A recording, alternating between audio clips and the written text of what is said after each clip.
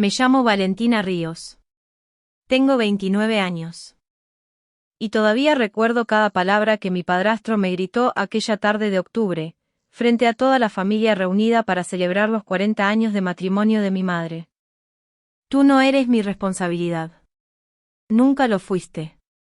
Y ya es hora de que dejes de fingir que perteneces a esta mesa. 18 personas guardaron silencio. Nadie se levantó. Mi madre bajó la mirada hacia su copa de vino. Mi hermanastro Emilio sonrió, apenas, con esa sonrisa que solo yo parecía notar. Tomé mi bolso, me puse de pie y salí por la puerta principal sin decir una palabra. Ellos pensaron que me habían destruido. No sabían que 2 años después, yo sería la dueña de todo lo que él había construido y perdido. Para entender por qué esa noche significó tanto, hay que retroceder 14 años, hasta que mi madre se casó con Rogelio Fuentes. Él era, según todos en el pueblo de Cuernavaca, un hombre hecho a sí mismo, dueño de una cadena de talleres mecánicos y una pequeña fábrica de autopartes que llevaba su apellido con orgullo. Fuentes Industrial. Tenía 2 hijos de su primer matrimonio, Emilio y Renata, y desde el primer día me dejó claro, sin decirlo en voz alta pero dejándolo sentir en cada gesto, que yo era la hija que sobraba. La que comía de su mesa pero no llevaba su sangre. Emilio, 4 años mayor que yo, estudió administración de empresas en una universidad privada que Rogelio pagó sin pestañear. Renata se casó joven con un abogado y recibió, como regalo de bodas, un departamento en la ciudad. A mí me tocó estudiar con una beca que conseguí sola, trabajando los fines de semana en una papelería mientras ellos hablaban de vacaciones en Cancún que yo nunca compartí. Nunca pedí nada. Nunca reclamé. Pero sí observaba.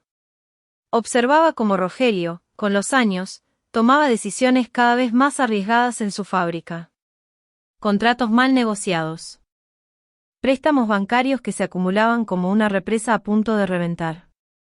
Emilio, ya integrado a la empresa como su mano derecha, tomaba decisiones que sonaban ambiciosas en las cenas familiares pero que, para quien supiera leer un balance financiero, eran advertencias de un naufragio anunciado. Y yo sabía leer un balance financiero. Porque mientras ellos me llamaban, la que no encontraba su camino, yo terminé una maestría en finanzas corporativas en Monterrey, trabajando de noche en un despacho de análisis de inversiones. Durmiendo 4 horas, viviendo en un departamento compartido del tamaño de la cochera de Rogelio. Nadie en mi familia sabía que a los 25 años ya asesoraba fondos que movían cifras que ellos ni siquiera imaginaban. Nunca un til lo pregunté. Y ellos nunca lo preguntaron tampoco. La noche del aniversario, yo había viajado 6 horas en autobús solo para estar presente. Quería, ingenuamente todavía, sentir que pertenecía a algo. Mi madre me pidió que no dijera nada sobre mi trabajo, para no incomodar a Rogelio, que ha tenido un año difícil con la fábrica. Acepté. Me senté en la orilla de la mesa, la silla más cercana a la cocina, mientras Emilio narraba, con lujo de detalle, una supuesta expansión de la empresa hacia el mercado de Texas que, según supe después, nunca existió más que en su imaginación. Fue entonces cuando alguien, un tío lejano que no medía sus palabras, preguntó por mí. ¿Y tú, Valentina, en qué andas trabajando? Antes de que pudiera responder, Rogelio soltó una risa seca. Ella anda en sus cosas. Nunca ha sabido bien qué quiere de la vida. La mesa rió, incómoda pero rió. Y entonces, cuando intenté simplemente decir que trabajaba en finanzas, él me cortó, se puso de pie, y soltó la frase que cambiaría todo. Tú no eres mi responsabilidad. Nunca lo fuiste. Esa noche, mientras conducía de regreso a la ciudad con las manos firmes en el volante y los ojos secos, mi teléfono vibró. Era un correo de mi jefe en el fondo de inversión. Asunto: nueva oportunidad de adquisición, sector industrial, Cuernavaca. Abrí el archivo adjunto. El nombre de la empresa en dificultades que buscaban comprar a precio de remate apareció en la pantalla como si el destino mismo hubiera decidido reírse conmigo. Fuentes Industrial. Apagué el motor del auto en el estacionamiento de mi edificio, pero no bajé de inmediato. Me quedé ahí, con el correo abierto en la pantalla del teléfono, releyendo el nombre una y otra vez. Fuentes Industrial. Empresa en dificultades financieras. Buscando comprador o inversionista estratégico antes de que el banco ejecutara la garantía. Sentí algo extraño en el pecho, no era alegría, no era venganza todavía. Era vértigo. Como si el universo me hubiera entregado una llave que yo no había pedido, pero que encajaba perfectamente en una puerta que llevaba 14 años cerrada. No dije nada esa noche. No dije nada durante semanas. Volví a mi rutina, a mis análisis de portafolios, a las reuniones con los socios del fondo, pero cada vez que revisaba los documentos de Fuentes Industrial, algo en mí se agudizaba. Descubrí que Rogelio había pedido 3 préstamos distintos en los últimos 4 años, todos para financiar la supuesta expansión que Emilio presumía en las cenas. Descubrí que 2 de los talleres mecánicos ya habían cerrado silenciosamente. Descubrí que la fábrica operaba al 60% de su capacidad, con maquinaria que no se actualizaba desde hacía una década. Y descubrí algo más: Emilio había firmado, a nombre de la empresa, un contrato de distribución con un proveedor extranjero que resultó ser, en el mejor de los casos, una operación fantasma. Habían perdido cerca de 2 millones de pesos en esa negociación. Nadie en la familia lo sabía, o al menos, nadie lo mencionaba en las reuniones familiares donde seguían fingiendo que todo iba viento en popa. Mi jefe, Arturo Beltrán, me llamó a su oficina un martes por la tarde. Valentina, quiero que lideres el análisis de esta adquisición. Conoces la industria automotriz de la región mejor que nadie en el equipo. No le dije que conocía la empresa por razones que no tenían nada que ver con hojas de cálculo. Simplemente asentí y dije que me encargaría con el mayor profesionalismo posible. Y lo hice. Pasé 3 semanas construyendo el modelo financiero más detallado de mi carrera, no por venganza, sino porque necesitaba entender, con precisión quirúrgica, cuánto valía en realidad lo que quedaba de la empresa de mi padrastro. La respuesta fue dolorosamente simple: casi nada, en su estado actual.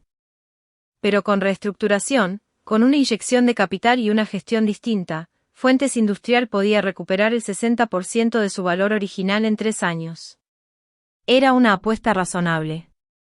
Era, de hecho, exactamente el tipo de oportunidad que mi fondo buscaba. Durante esas semanas, mi madre me llamó 2 veces. La primera vez, para preguntarme si iría a la boda de una prima. La segunda, para decirme, con una voz que intentaba sonar casual, que las cosas en la fábrica de tu padrastro no andan tan bien, pero él dice que ya lo tiene resuelto. No pregunté nada. No dije nada. Simplemente escuché, con la calma de quien ya sabe el final de una película que los demás todavía están viendo por primera vez. La reunión del comité de inversión fue un miércoles a las 9 de la mañana. Presenté el caso completo, la historia de la empresa, los errores de gestión, el potencial de recuperación, la evaluación final que proponíamos ofrecer. Arturo me miró al final de la presentación y dijo algo que se me quedó grabado. Esto no es solo un buen análisis financiero, Valentina. Hay algo personal en la forma en que conoces cada rincón de esta empresa. ¿Hay algo que debas saber? Lo miré directamente a los ojos y respondí: conozco esta empresa mejor de lo que cualquiera podría imaginar. Y precisamente por eso sé que es la inversión correcta. El comité aprobó la oferta esa misma tarde, 14 millones de pesos por el 65% de las acciones de Fuentes Industrial. Con control operativo total para el fondo. Esa noche, sola en mi departamento, abrí una botella de vino que llevaba meses guardada para una ocasión especial. No brindé por venganza. Brindé por algo más profundo, por la niña que se sentó en la orilla de la mesa durante 14 años, la que escuchó: no eres mi responsabilidad, sin derramar una lágrima frente a nadie. La que se construyó un camino propio en el silencio mientras todos asumían que estaba perdida. Pero el vértigo regresó cuando, 2 días después, recibí una llamada de Emilio. Su voz sonaba distinta a la que yo recordaba, quebrada, casi irreconocible. Valentina, necesito hablar contigo. Es sobre papá. Es sobre la empresa. Necesitamos ayuda, y no sé a quién más recurrir. Me quedé en silencio un momento, sosteniendo el teléfono, sabiendo algo que él todavía no sabía, que la ayuda que buscaba ya tenía nombre. Y ese nombre era el mío. No respondí de inmediato. Dejé que el silencio se extendiera un poco más de lo necesario, no por crueldad, sino porque necesitaba escuchar mi propia voz antes de hablar, asegurarme de que sonara serena. Cuéntame qué pasa, Emilio, dije finalmente. Y él, con una voz que yo nunca antes había escuchado en él, sin esa arrogancia que lo acompañaba desde que tenía memoria. Me explicó que el banco había notificado a la familia que ejecutaría la garantía de la fábrica en menos de 60 días si no encontraban un comprador o un socio capitalista. Papá no ha dormido en semanas. Mamá está desesperada. Y yo la embarré con ese contrato del proveedor extranjero, Valentina.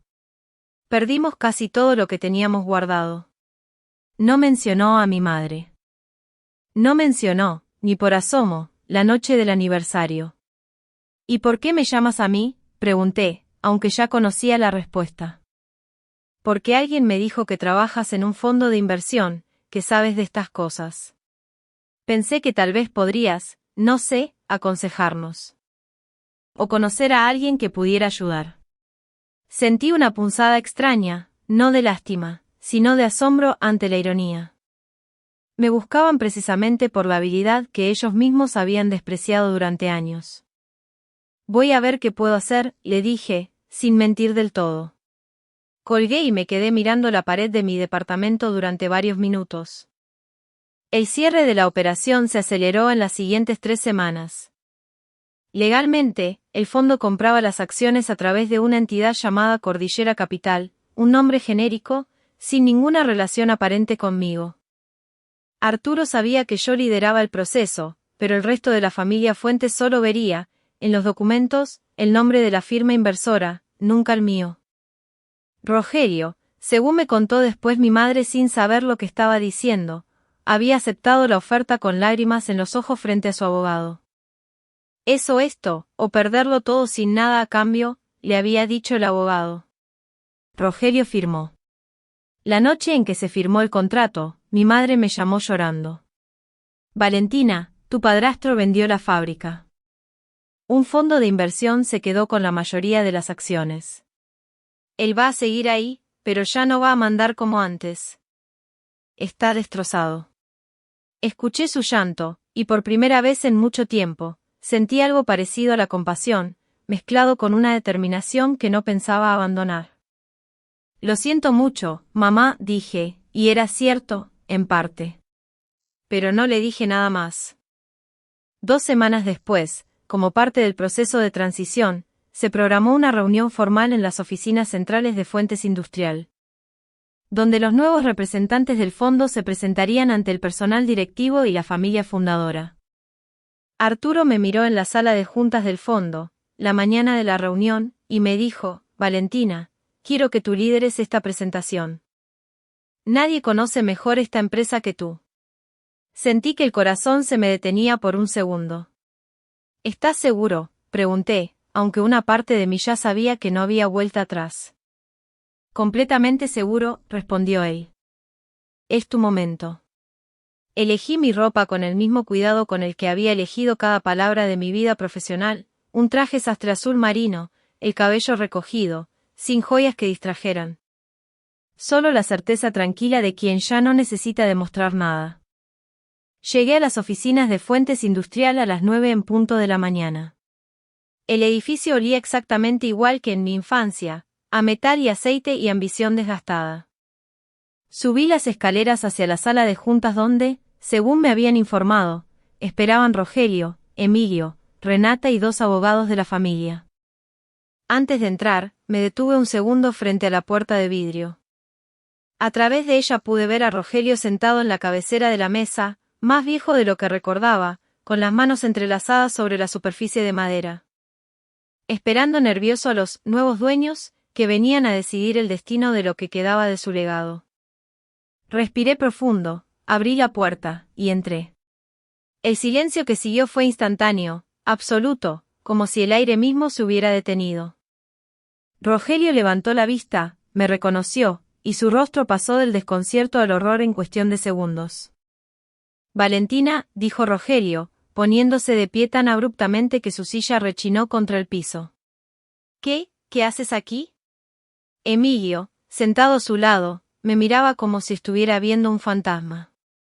Renata, que había llegado desde la ciudad solo para esta reunión, se llevó una mano a la boca.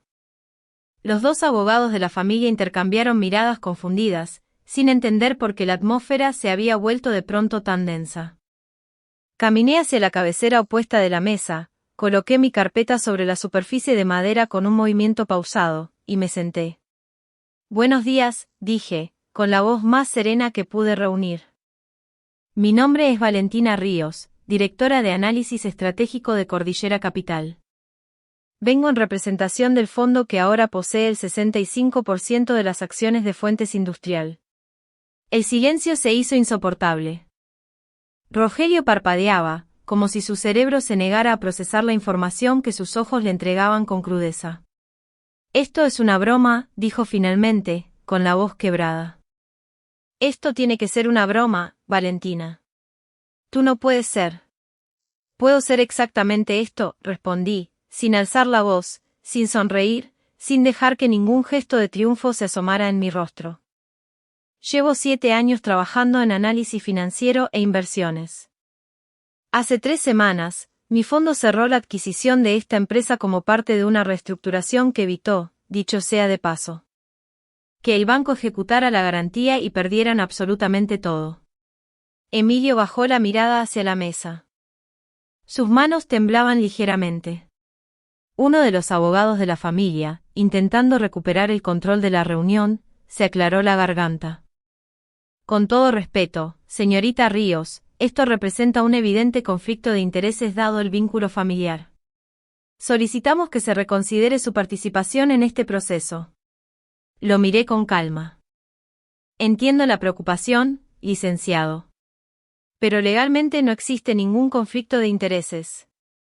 Yo no soy accionista de Fuentes Industrial, nunca lo he sido, y mi relación con la familia Fuentes es exclusivamente por matrimonio de mi madre, no por sangre ni por vínculo corporativo alguno. Además, todas las decisiones de esta adquisición fueron aprobadas por un comité de inversión completo, no por mí de manera unilateral. Mi voz no tembló ni una sola vez. Rogelio, todavía de pie, apoyó ambas manos sobre la mesa, inclinándose hacia adelante. Después de todo lo que pasó. ¿Vienes aquí a humillarme de esta manera? Sentí que algo se encendía dentro de mí, no ira, sino una claridad fría y absoluta. No vine a humillarte, Rogelio. Vine a hacer mi trabajo. Y mi trabajo, en este momento, es explicarte los términos bajo los cuales esta empresa seguirá operando. Hice una pausa, dejando que el peso de mis siguientes palabras se sintiera con toda su fuerza. Tú conservarás un 18% de las acciones y un puesto de asesor sin poder de decisión ejecutiva. Emilio ya no formará parte del área de operaciones, dado el historial reciente de decisiones que costaron a esta empresa más de 2 millones de pesos. Y la nueva dirección general será asumida por un equipo designado por el fondo. Esto es venganza, susurró Emilio, sin levantar la vista. No, respondí, mirándolo directamente. Esto es negocio. La venganza habría sido dejar que el banco se quedara con todo y ustedes perdieran hasta la casa. Esto, en cambio, es la única razón por la que todavía tienen algo que les pertenece. Renata, que había permanecido en silencio todo este tiempo, finalmente habló, con la voz rota. ¿Por qué no nos dijiste nada? ¿Por qué dejaste que llegáramos hasta aquí sin saber? La miré, y por un instante sentí una punzada de algo parecido a la tristeza. Porque durante 14 años, ninguno de ustedes preguntó qué hacía yo con mi vida. Y ahora que tienen que preguntarlo, la respuesta les resulta insoportable. Rogelio se dejó caer lentamente de vuelta en su silla, como si las piernas ya no pudieran sostenerlo. Su rostro había perdido todo el color. Necesito tiempo para pensar en esto, murmuró. Tienes hasta el viernes, respondí, cerrando mi carpeta. Los términos ya están redactados. No son negociables, pero son justos, mucho más justos de lo que el banco les habría ofrecido. Me puse de pie, y antes de salir, algo me hizo detenerme un segundo junto a la puerta. Me giré hacia Rogelio, que seguía inmóvil en su silla, y le dije, sin rencor pero sin suavidad, tenías razón en algo, Rogelio. Nunca fui tu responsabilidad. Pero ahora, te guste o no, tú eres parte de mi decisión.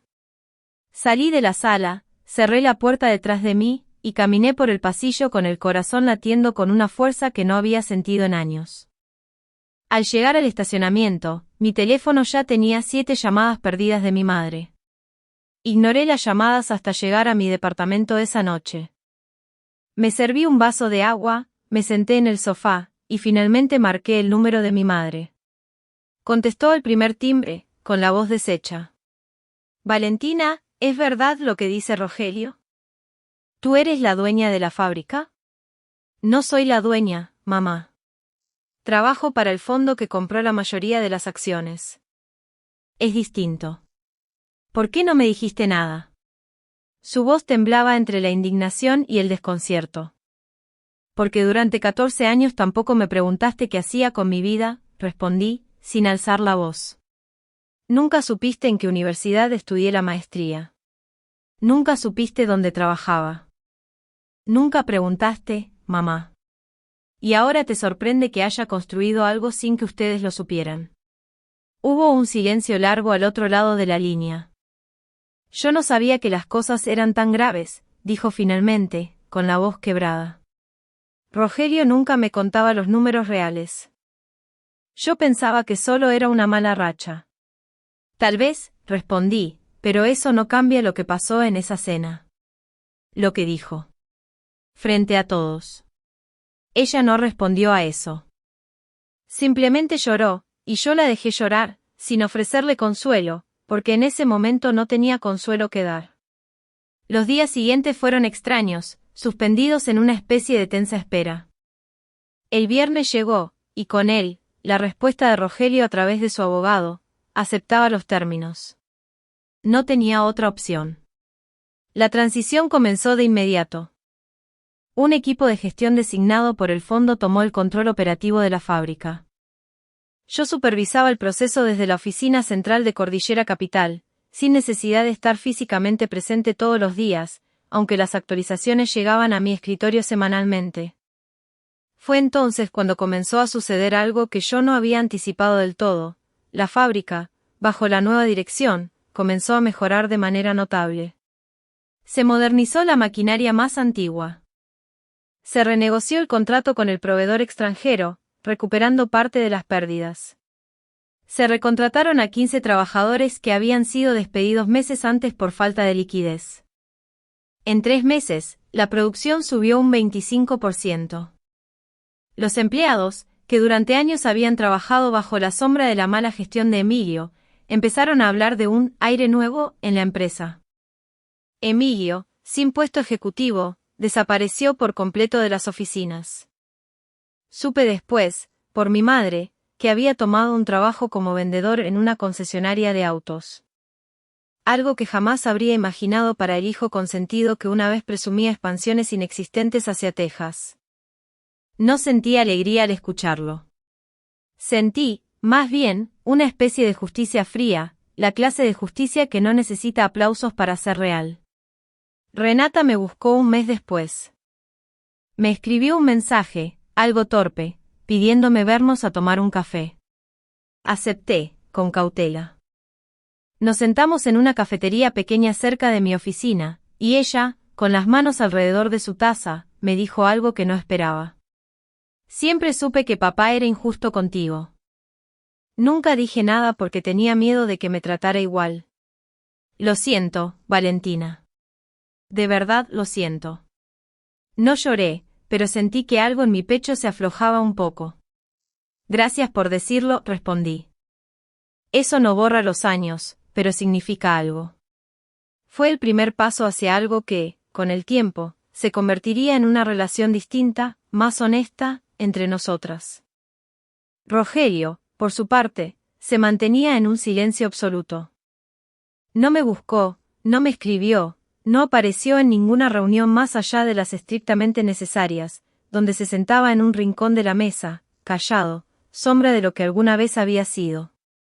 Hasta que, 6 meses después de aquella reunión, recibí una llamada inesperada de su número. Dudé un momento antes de contestar. Valentina, dijo, con una voz que apenas reconocí, débil, distinta a la del hombre que me había gritado en aquella cena. Necesito hablar contigo. Es urgente. Es sobre mi salud. Sentí que el aire se detenía por un segundo. ¿Qué pasó?, pregunté, con el corazón acelerado a pesar de todo. Y su respuesta me dejó completamente inmóvil, con el teléfono pegado al oído, sin saber si lo que sentía era miedo, culpa, o algo mucho más complicado que no tenía nombre todavía. Me detectaron un problema en el corazón, dijo Rogelio, con la voz quebrada. Los médicos dicen que necesito una cirugía pronto. Y, no tengo a nadie más a quien llamar, Valentina. Emilio no me contesta. Tu madre está destrozada y no puede con esto sola. Me quedé en silencio un momento, sintiendo como la noticia se acomodaba dentro de mí, mezclándose con 14 años de resentimiento, extrañamente. Con algo parecido a la preocupación genuina. ¿Dónde estás?, pregunté finalmente. En el Hospital Regional de Cuernavaca, respondió. Voy para allá, dije, sin pensarlo demasiado, y colgué antes de que pudiera arrepentirme. El trayecto en coche se sintió eterno. Durante el camino, pensé en todas las versiones de mí misma que habían existido en los últimos 14 años, la niña que se sentaba en la orilla de la mesa. La joven que estudiaba de noche mientras trabajaba de día, la ejecutiva que había firmado el destino de la empresa de su padrastro sin que él lo supiera. Y ahora, esta versión, la que conducía hacia un hospital para estar presente en el momento más vulnerable del hombre que alguna vez le había dicho que no era su responsabilidad. Llegué al hospital y encontré a mi madre en la sala de espera, con los ojos hinchados de tanto llorar. Al verme, se levantó y me abrazó con una fuerza que no había sentido en años. Gracias por venir, susurró. No sabía si vendrías. Tampoco yo lo sabía, admití, con honestidad. Nos sentamos juntas, en silencio, esperando noticias del cirujano. Cuando finalmente pude ver a Rogelio, antes de que lo llevaran a cirugía, lo encontré recostado en la cama del hospital, conectado a monitores, con una bata azul que lo hacía parecer diminuto. Nada parecido al hombre que alguna vez dominó una sala de juntas con solo levantar la voz. Me miró, y por primera vez en toda mi vida, vi algo en sus ojos que jamás había visto antes, miedo genuino, y detrás de él, algo que se parecía peligrosamente al arrepentimiento. Valentina, dijo, con la voz apenas audible. Antes de entrar ahí, necesito decirte algo. Llevo meses queriendo decírtelo, pero el orgullo no me dejaba. Me acerqué a la cama, sin decir nada, esperando. Lo que dije esa noche, en el aniversario, fue lo más cruel que he hecho en mi vida. No fue por ti. Fue por mí. Estaba viendo cómo todo lo que había construido se derrumbaba, y necesitaba culpar a alguien que no fuera yo mismo. Tú eras la más fácil de culpar porque nunca reclamabas nada. Sentí un nudo en la garganta, pero no dije nada todavía.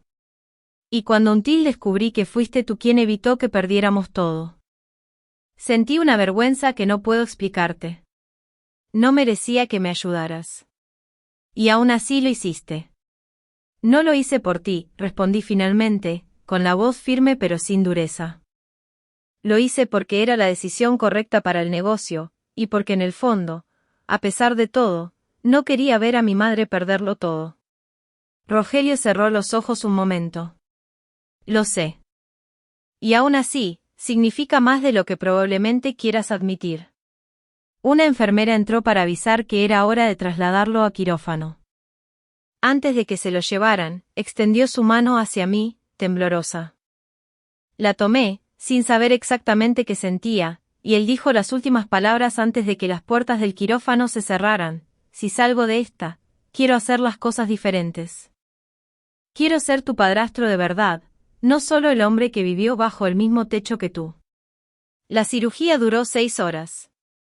Mi madre y yo esperamos juntas, en un silencio que, por primera vez en mucho tiempo, no se sentía tenso sino compartido.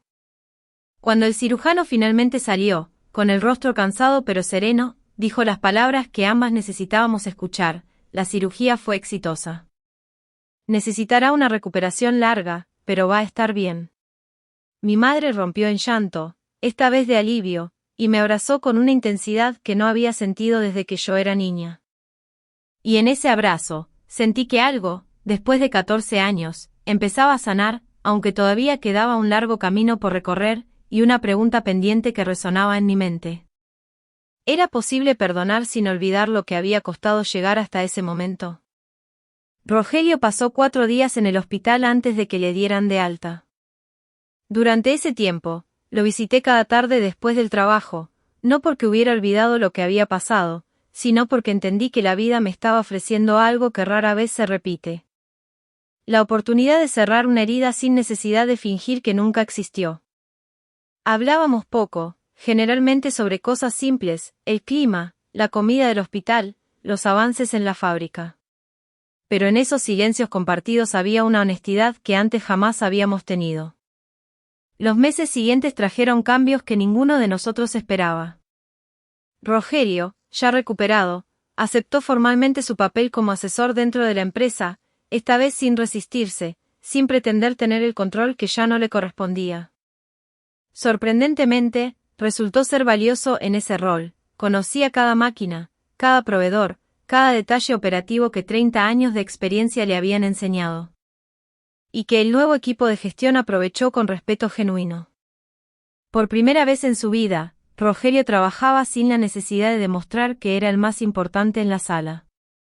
Emilio, después de meses trabajando en la concesionaria, me buscó también. No para pedir un puesto, como yo temía, sino para pedir disculpas, torpes pero sinceras. Nunca te vi como una hermana de verdad, admitió, sentado frente a mí en la misma cafetería donde meses atrás me había reunido con Renata. Te vi como una amenaza, incluso cuando no tenía sentido. Y ahora entiendo que la amenaza nunca fue real. Solo era mi propia inseguridad. No le ofrecí trabajo en Fuentes Industrial, y él no lo pidió. Pero acordamos, poco a poco, construir algo parecido a una relación honesta, sin las jerarquías falsas que la familia había sostenido durante años. Un año después de aquella cena de aniversario, Bold, mi departamento de análisis financiero convertido ya en una pequeña división independiente dentro del fondo, celebró su mejor cierre trimestral gracias, en gran parte, a la recuperación exitosa de Fuentes Industrial, que ahora operaba al 90% de su capacidad y había recontratado a 22 trabajadores más. Arturo me ofreció, en una reunión que jamás olvidaré, la dirección general de la División de Reestructuración Industrial del fondo. Acepté, con la misma calma serena con la que había aceptado cada reto de mi vida. Decidí organizar una cena, no de venganza, sino de cierre. Invité a mi madre, a Rogelio, a Emilio, a Renata, y a Oncle Tomás, el único que siempre había creído en mí, aunque nunca hubiera entendido del todo lo que yo hacía. Elegí un restaurante sencillo, sin lujos innecesarios, porque no necesitaba impresionar a nadie. Cuando todos estuvieron sentados, Rogelio se puso de pie, con una copa en la mano, algo torpe todavía por la cirugía, y dijo unas palabras que resonarían en mí durante mucho tiempo. Hace un año, en esta misma fecha, dije las palabras más crueles de mi vida a la persona que menos las merecía. Hoy quiero decir la verdad, Valentina no solo salvó esta familia, salvó algo que yo mismo había destruido con mi orgullo. Y aunque tomó tiempo entenderlo, hoy sé que ella siempre fue, y siempre será, mi responsabilidad y mi orgullo. La mesa quedó en silencio, mi madre lloraba en silencio, y yo. Por primera vez en 14 años, sentí que pertenecía genuinamente a algo, no porque necesitara esa pertenencia para sentirme completa, sino porque finalmente se la habían ganado con honestidad.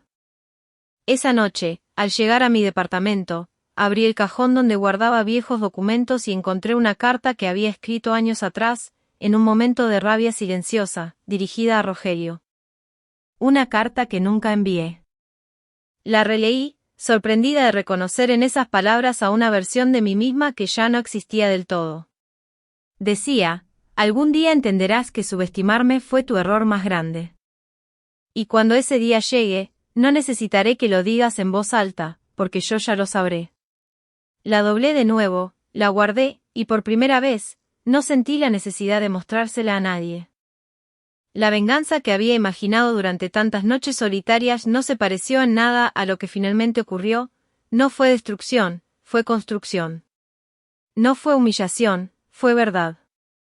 Y en esa verdad, encontré algo que ningún contrato de adquisición podría haberme dado jamás, paz. Fuentes Industrial siguió creciendo, mi carrera siguió expandiéndose, y mi familia, rota durante 14 años, finalmente aprendió que el respeto no se hereda, se gana, y que a veces la persona más subestimada de la mesa termina siendo quien sostiene a todos los demás.